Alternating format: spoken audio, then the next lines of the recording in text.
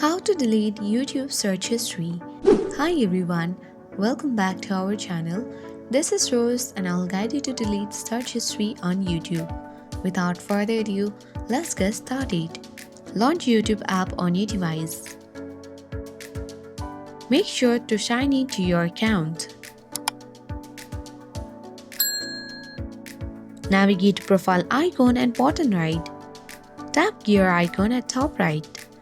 Scroll down. Look for the option of your data in YouTube. Select it.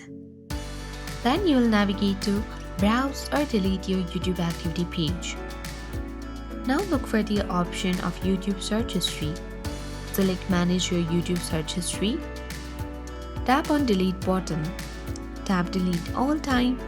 And then you can easily select Delete icon at bottom right and confirm your deletion.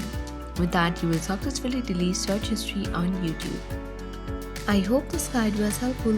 If it was, then don't forget to like, share and comment. Thank you for watching and I'll see you in the next video.